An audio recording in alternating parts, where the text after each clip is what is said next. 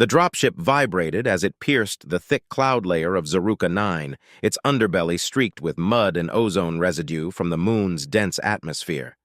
Brittany Collins sat strapped into the side bench, her helmet resting in her lap, eyes locked on the grainy exterior feed showing a tangle of murky wetlands below.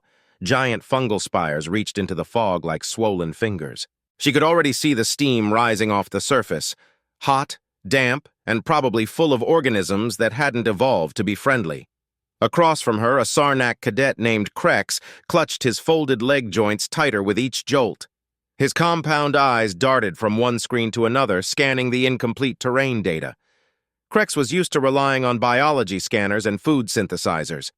Brittany could tell by his constant muttering that he was not prepared to eat anything that didn't come sealed in sterile gel. A flat voice crackled over the intercom. "Cadets, welcome to your Week 5 survival simulation. You have been selected to participate in Protocol 7. No technology nutritional acquisition. All food replicators, injectables, and scanners have been disabled. You will remain planetside for 7 full cycles. Your kits contain minimal tools. Find your own food. Stay alive!" Gasps echoed through the cabin. Brittany heard a shrill hum from the Drelna twins, bioluminescent sisters who had never even used cutlery, let alone dug for roots. One of the Hrelks let out a nervous clicking sound, followed by a thick cloud of stress vapor from his throat vents. Brittany took a deep breath. She had expected something like this eventually. The Academy's tests always escalated in difficulty. But to ban all forms of food tech? That was a whole different level. When the dropship touched down, the rear hatch slammed open with a hydraulic hiss, revealing a humid expanse of swamp and scattered vegetation. A suffocating wall of scent surged in, the smell of wet decay mixed with sweet pollen and something faintly acidic. Brittany stepped onto the muddy surface and instantly sank ankle-deep. Dozens of cadets followed, slipping, cursing, or flinching as their feet touched the unfamiliar terrain. The distribution drones hovered just long enough to drop the emergency kits, thin, dark pouches that looked laughably inadequate for a 7-day survival mission. Brittany took hers without complaint and stepped aside as the chaos began. Cadets rushed to open their packs, hoping for some hidden tech, some overlooked nutrient bar, some cheat code. There was none. Inside the kit, a carbon rope, a water condensation sheet, a dull metal scraper, 3 flint-like stones, a roll of biodegradable bandage, and a notepad stylus with only local storage. No maps, no guides, no energy cubes, nothing edible. Brittany crouched and unrolled the condensation sheet beside a shallow pool. She knew better than to drink from it directly. The oily rainbow shimmer on the surface was enough to suggest microbial death traps. Still, it was water, and water meant life could grow here. That was the first good sign. To her left, 2 feline-like cadets from the Shari species were arguing over whether the dark red leaves nearby were toxic. One of them reached for a stem, then hissed in pain as her fingers blistered. Brittany didn't need to intervene. Mistakes were already being made. On the far side of the clearing, Krex was trying to dig a hole to bury his waste, but the mud caved in and swallowed his digging tool. By midday, the entire group had split into nervous, frustrated factions. Some wandered deeper into the jungle-like growths to find food. Others stayed near the landing zone, afraid to touch anything. One cadet tried biting into a melon-sized blue fruit and ended up vomiting violet foam within minutes. Brittany quietly marked that plant on her notepad with a red cross. She moved methodically, examining the ground for insect trails. Where there were bugs, there might be edible protein. She didn't expect to find anything resembling Earth fauna, but the basics remained the same. Look for patterns, motion, nests. A cluster of burrows near the base of a thick vine structure drew her attention. The soil around it pulsed slightly, and she noticed faint chirping. With her scraper, she dug gently until a thick-bodied insect emerged. 6 legs, translucent wings, and a meaty abdomen. It twitched violently as she plucked it out with the bandage strip. She squinted at its mandibles. Sharp, but not venomous. Brittany sighed. She had eaten worse during Earth survival trials in the Australian outback. She bit into the rear section.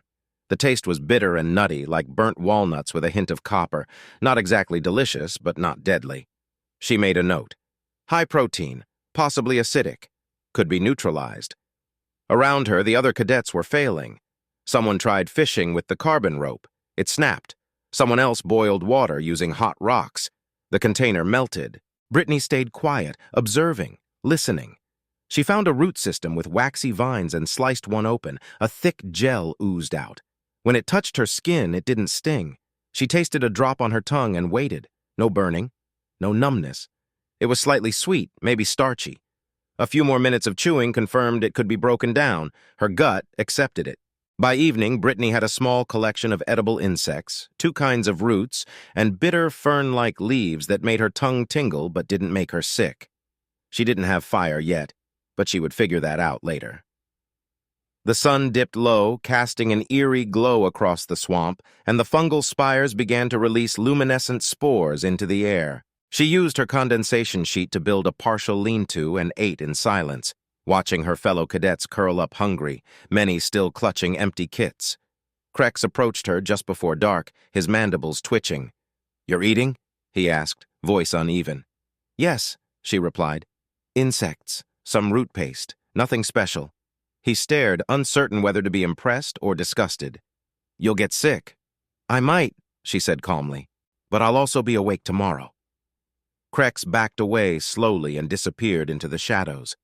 Brittany leaned back against a tree trunk and closed her eyes, feeling the heat of the day still clinging to her skin. The air buzzed with unfamiliar chirps and clicks, but she wasn't afraid. She wasn't just surviving. She was beginning to understand this place, and unlike the others, she had no intention of waiting to be rescued. She would find a way to thrive, and maybe, if the rest stopped panicking, she would teach them how. By the second morning, the rising mist over Zaruka 9 gave the swamp an almost ethereal glow, as if the planet itself wanted to lull its visitors into a false sense of calm. Brittany's lean-to had held through the night, though her back ached from sleeping against a tangle of roots. As soon as the sky shifted from violet to gray, she stood, stretched her arms, and resumed her quiet patrol of the area. Her stomach rumbled, but she ignored it.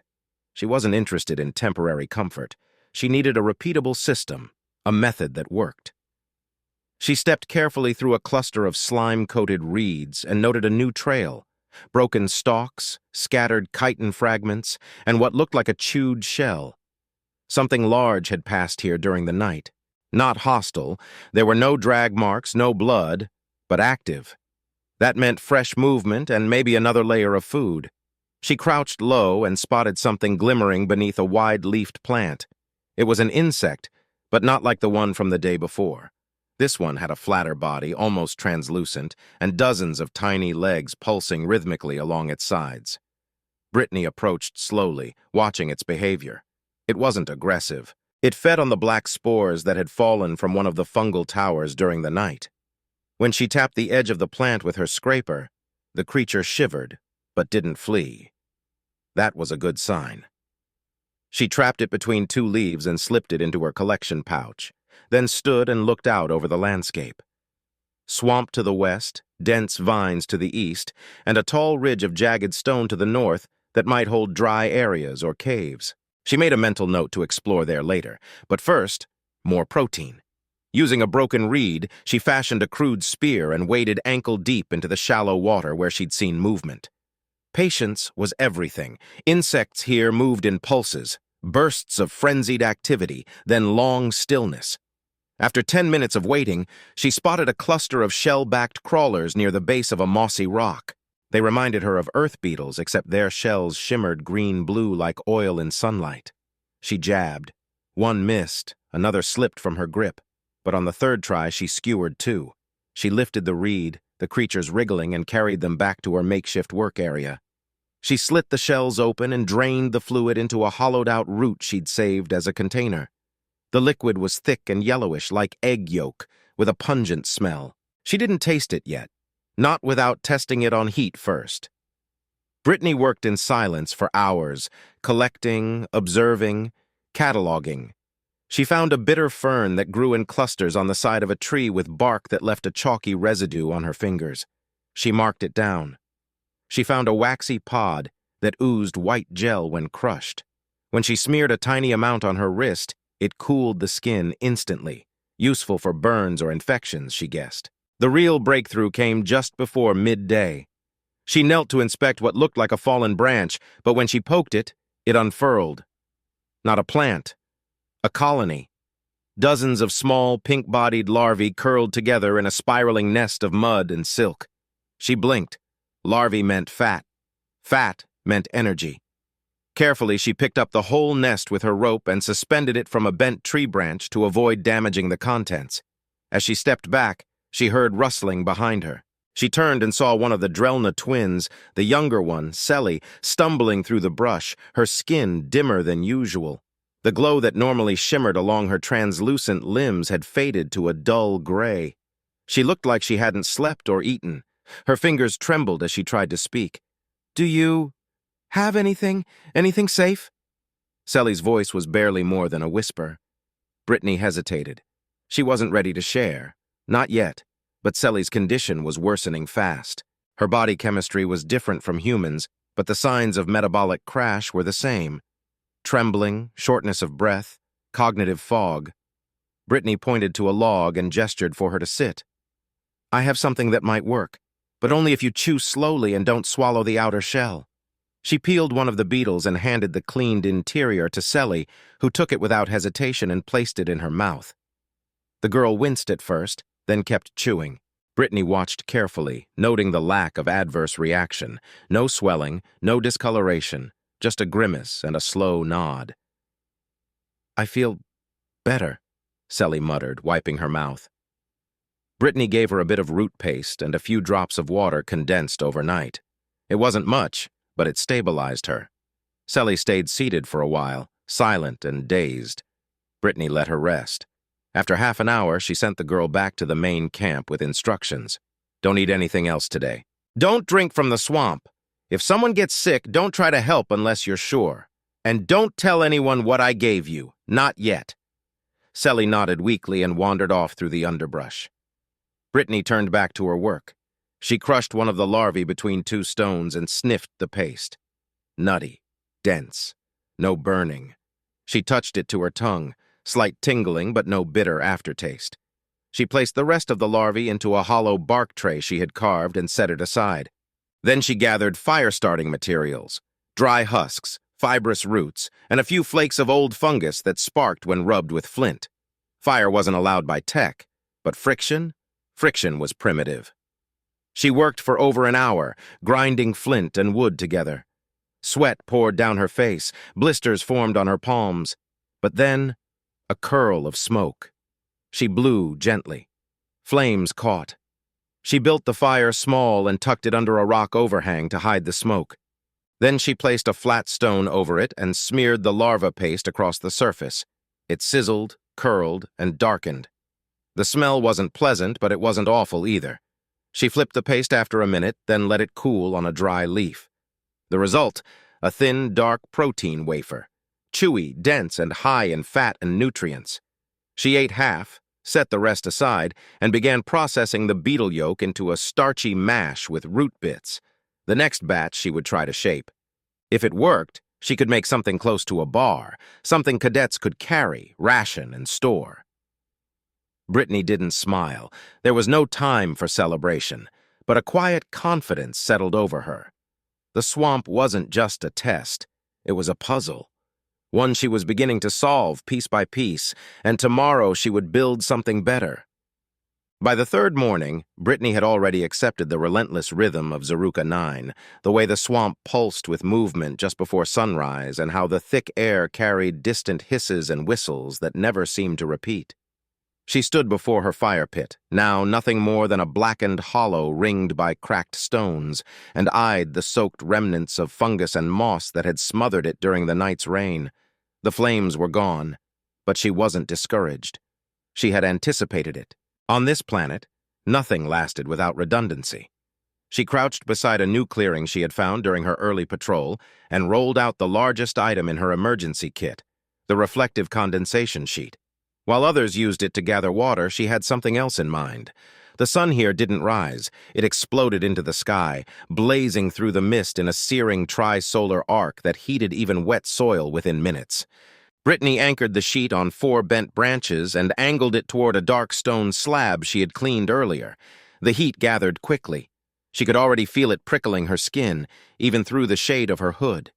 She crushed a fresh batch of root and mashed it together with beetle yolk, the mixture turning into a thick, gummy paste. She had experimented the evening before with different proportions and learned that if she added too much insect matter, the result became chalky and bitter. Too little, and it failed to bind. Now she pressed the new mixture into flat discs about the size of her palm and placed them on the warmed rock under the reflective canopy. The scent that rose was less acrid this time, more earthy, even slightly nutty. She leaned back and watched as the sun baked the protein cakes into firm, bendable wafers. Footsteps crunched through the wet underbrush behind her, deliberate and slow. She turned. Krex approached, his upper limbs folded close to his carapace, a reluctant curiosity in his eyes. He looked better than he had yesterday, less shaky, though still gaunt. His mandibles clicked before he spoke. "I heard you are making food." Brittany didn't reply immediately. She inspected the discs. The first one was already hardening at the edges, developing the dry skin that kept insects from spoiling quickly. She flipped it with a bark stick and then nodded at Krex. "Yes, not for trade, but if someone's collapsing again, I'll help."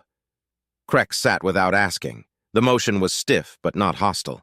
His gaze drifted to her setup. The reflectors, the crude tray, the piles of insect shells sorted into edible and toxic. "I watched others yesterday. A grelin tried to eat the blue leaf vine and had to be evacuated. The twins are still shivering. The Sarnari have stopped moving entirely." "I know," she said, breaking a dried cake in half and tasting a piece. It crunched cleanly, no foul aftertaste, no bitter grit. "They're scared of failing, but failing's not the worst thing. Giving up thinking is worse." He tilted his head, antennae twitching. "You don't care about your ranking?" "I do," she replied, "but not more than living." Krex fell silent. The air between them thickened with heat and spores. Brittany passed him one of the discs. He sniffed it with caution, then used his lower mandibles to scrape a piece into his mouth. After a few tense seconds, he made a low, chittering sound. Satisfaction, or at least relief. "You call this a bar?" "It's a start. I can improve it. You should hide this. Others will come. Hungry ones." She nodded. "Let them. But I won't hand it out. I'll teach. That's the difference." Krex stood again, this time with less hesitation. He scanned the tree line before stepping back into the thick reeds. By midday, Brittany had created 8 more discs and stored them in a leaf-wrapped pouch slung from a low branch. She had learned that wrapping them before sunset kept the moisture out. Every movement was now part of a system. Gather, prep, press, cook, cool, store. Her process was crude, but it worked. The hardest part wasn't the insects or the roots. It was knowing when to stop collecting and start sharing. Near the 4th hour, another visitor emerged. This time it was Zarin, a cadet from the Unari cluster, humanoid in shape but covered in a semi-translucent membrane that shimmered blue-green in the light. He carried nothing. His face was pale. His fingers twitched with fatigue.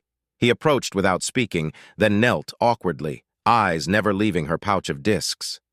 "Hungry?" she asked. He nodded once, slow and deliberate. She pulled one from the pouch and handed it to him. He didn't hesitate. The first bite almost choked him, but he chewed through it, then looked up at her with watery eyes. "I can't tell you what's in it," she said. "You won't want to know, but it's clean. I've eaten 10. I trust you," he muttered. "Saw what you did. Watched you make fire." She raised her brow. "From where?" "The ridge. I went up last night. Couldn't sleep. You were the only one doing anything smart. Everyone else just complains." Brittany felt something shift in her chest. It wasn't pride, exactly. It was recognition. Someone else had been paying attention. She nodded. "Want to learn?" "Yes," he whispered. "I need to. I don't want to depend." She handed him a second disc and pointed at the layout of her station. "Then start here. Clean your hands with this bark. Use that scraper. Don't touch the black shells. Those are toxic. Don't mix fresh root with stored beetle. It spoils faster." For the rest of the afternoon, Zarin followed her instructions precisely. He fumbled often but recovered quickly. He didn't ask questions, just observed, absorbed, and copied. By evening, he managed to shape his first disc. It cracked at the edge, but it held. She let him keep it. That night, the wind over the swamp changed direction. The spores that usually rose after sunset instead drifted low across the camp, settling in clusters near the cadet shelters. Brittany stayed in her own cleared area, watching from a distance as several cadets stumbled out, coughing or complaining about the air. She had chosen her camp location carefully, slightly uphill, away from standing water, with trees that didn't drop irritating pollen. Zarin returned after sunset and sat with her in silence. Krex arrived shortly after, this time bringing 3 insects skewered on a carved reed.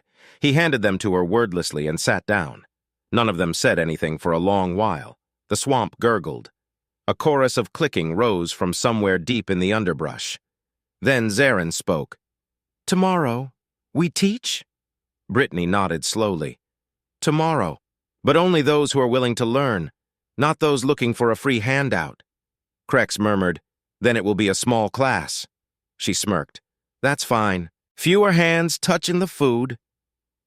The 3 of them sat together until the moons of Zaruka 9 began to rise. Brittany had started alone, but now, for the first time since the drop, she didn't feel like she was surviving in isolation. She was building something, and it was only just beginning. By the 4th morning, the makeshift camp had changed. Brittany noticed it immediately as she climbed from her bed of woven reeds and bark. The air was still thick, and the fungus spores clung to her sleeves like ash. But something in the atmosphere had shifted, not just in the air, but among the cadets themselves. She could feel it in the silence. There was less coughing, less whimpering, more movement, quiet, focused movement. She pulled her knife from her belt and began slicing fresh root along the flat stone table she had polished over the last few days.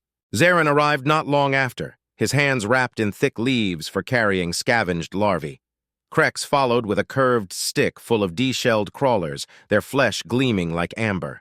Neither of them spoke. Brittany didn't expect them to. The rhythm had been set. She handed Zarin the scraper and nodded toward the mixing bowl fashioned from hardened bark. 2 scoops of ground root, 1 scoop yolk. Stir until it sticks to the blade. He nodded and began the process. His movements were smoother now, more confident. He no longer glanced at her for approval. He simply worked. Krex sat beside the solar tray and aligned the reflective canopy. He adjusted the angle by instinct, compensating for the new position of the suns. Brittany was quietly impressed. The real test came when the first group arrived. The Drelna twins stepped through the trees, their skin brighter than before, but still dull compared to their usual glow. Selly looked stronger. Her sister, Aura, kept her chin low, her fingers twitching from nerves. Behind them followed 3 more cadets, 2 from the crystalline-fleshed Larian species, and 1 tall, hulking figure Brittany recognized as a Korak brute named Rusk. All of them carried nothing. All of them had the same expression, worn, hungry, uncertain. Brittany straightened. Zarin and Krex stopped working. Aura stepped forward. We saw the others. We saw Zarin cook. We saw Krex bring food back. Someone told us you helped. Please. We want to learn, not just eat. Brittany watched them carefully. The Korak cadet kept his gaze on the ground. He wasn't used to asking for help. Brittany respected that struggle. She looked back at her tray. Only 4 discs were ready, not enough for 7 mouths. "You're late," she said firmly. "We started hours ago." Aura nodded, her hands clasped in front of her.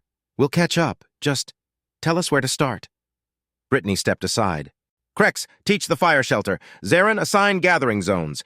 Keep them away from the Blackroot Grove and the Acid Pond. Aura and her sister can help me prep." She watched as Krex motioned the larger cadets toward the shaded slope where the fire pit lay half-dug and covered in stone. Zarin handed each new arrival a different tool or improvised bag. There was no hesitation, no arguing. The system was working. Throughout the afternoon, the sound of chopping, scraping, grinding, and occasional groans of exertion filled the clearing. Brittany worked with Selly and Aura to refine the mixing process. The twins had delicate fingers, ideal for pressing and shaping the cakes evenly. Brittany taught them how to recognize the subtle signs of spoilage, the wrong smell, the wrong color, the way a mash curled instead of flattening. Around mid-cycle, Rusk returned with a pouch full of yellow beetles, his thick hands trembling as he dumped them onto the prep stone. "These okay?" he asked, voice low. Brittany examined them. The shells looked soft, the legs intact, no green bands along the spine. That was a good sign. "Good catch. Remove the heads, save the yolk, don't crack the midsection, that's where the bile sits." He nodded and kneeled, fumbling a little with the scraper, but Brittany didn't correct him. She let him figure it out. She understood that dignity came not from being spared effort, but from being allowed to rise through it. By the time the suns began to drop toward the horizon, the camp had produced over 20 bars. Brittany laid them out along a vine-drying rack she had built from branches, using a light layer of fine dust to coat the exterior. It kept insects away. She watched the others lean in to examine the row of handmade rations. For some, it was the first time they had seen real, edible structure since the drop. Then came the question she had anticipated. Sally turned to her and asked softly, "Do we give these out, or do we keep them?" Brittany glanced around. No one else spoke. The weight of the answer hung in the air. "We eat what we make," she said slowly. "If someone wants a bar, they contribute. A root, a handful of larvae, even a clean tool. No handouts, no currency, only effort." Zarin nodded first, then Krex. Rusk grunted and stood beside the drying rack, arms crossed, silent but ready. That evening, a procession began. One by one, cadets from the outer camps arrived. Some brought offerings. Leaf bundles, bark bowls, scavenged roots. Others came empty-handed, eyes sunken, bellies rumbling. Brittany didn't turn anyone away immediately. She listened, asked questions, tested each one. Those who could offer something, even labor, were accepted. Those who only begged were told to come back when they had something of value. No one protested. Not one. By nightfall, the clearing had turned into a true feeding circle. The fire pit glowed with steady heat. The drying rack was refilled twice. Cadets rotated through stations. Gatherers, preparers, cooks, and guards. Brittany oversaw everything, but she didn't micromanage. She let the system evolve. She watched others teach what she had taught. She watched new eyes light up with understanding. And she realized something deeper was forming. Not just survival, not just structure. Trust. When the moons rose and the swamp cooled, Brittany sat near the fire, a finished bar in her hand. Zarin sat across from her, chewing quietly. Krex was asleep against a tree, his arms wrapped around his tool pouch. The Drelna twins whispered back and forth as they arranged new tools made from folded reeds and beetle shells. Rusk stood silently at the edge of the clearing, his eyes scanning the dark tree line for movement. Brittany bit into the bar and felt the warmth settle in her stomach. It wasn't just food anymore. It was resilience in physical form. For the first time since arriving, she felt full, not just in body, but in purpose. The circle was working, and by tomorrow it would grow again. The sun had barely crested over the fungal towers when Brittany stepped out from beneath the lean-to and inhaled the early air. It was different this time. Clearer, thinner, no longer stifled by the constant haze of worry and hunger. Her body ached from days of motion and rough sleep, but she moved with purpose. The feeding circle was already awake. Krex was crouched by the bark filter basin, refining the water extraction method by layering fine root fibers to strain sediment. Zarin stood at the tool station, tying a fresh scraper blade with vine cord to a curved bone handle. The Drelna twins were mixing yolk and starch with a level of rhythm that almost resembled music. The clink of stone bowls, the low thud of root mash, the occasional laughter, the sound of a system not just functioning but thriving. Brittany watched it unfold for several minutes before joining in. She had no desire to disrupt what had naturally formed. Her role had shifted. She was still a leader, but no longer the sole mind behind the operation. The knowledge had transferred. The initiative had spread, and most of all, the fear had dissipated. Around midday, the atmosphere changed. A low hum vibrated through the soil, mechanical, precise, unmistakable. Brittany froze mid-movement. Krex dropped the shell he was polishing. Zarin looked to the sky. The hum grew louder, and then the shuttle appeared, descending through the fog like a predator coming to roost. Its undercarriage glinted, sleek and black, reflecting the suns above. Brittany narrowed her eyes. The instructors had returned. The shuttle landed with a hiss, kicking up dust and spores. The ramp lowered and a cluster of figures emerged. Two humanoid supervisors in polished exogear, a Larian observer wrapped in a floating translator membrane, and behind them, the head evaluator of the simulation unit, Commander Vexen. Vexen was known throughout the Academy as a brilliant tactician and a ruthless grader. He wore a drab gray uniform and an expression that made ice feel warm. His gaze swept the camp with calculated disapproval before he even spoke. No fatalities, no evacuations in the last 36 hours, no emergency signal dispatches. Curious. Brittany stepped forward, her posture calm, her hands behind her back. We stabilized the group. Vexen's eyes locked onto hers. You are Cadet Brittany Collins. Human? Earth origin? Yes, sir. He raised one brow. You were not assigned leadership. No, sir. I simply didn't want to starve. Behind him, the Larian observer floated forward and extended a probe toward one of the food bars drying on the rack. It pulsed a soft blue as it scanned the contents, then emitted a chirp. The translation band around her midsection lit up. Stable, non-toxic, balanced protein-to-fat ratio, sustainable for at least 5 days without degradation. Vexen didn't react. He stepped toward the center of the camp and motioned for a full report. Krex approached with a ledger scrawled onto palm leaves using plant dye. Zarin handed over a bark model of the camp layout. Brittany remained still. The evaluation took an hour. Cadets were called forward one by one. Each described the roles they had assumed, the processes used, the errors corrected. Brittany noticed something remarkable.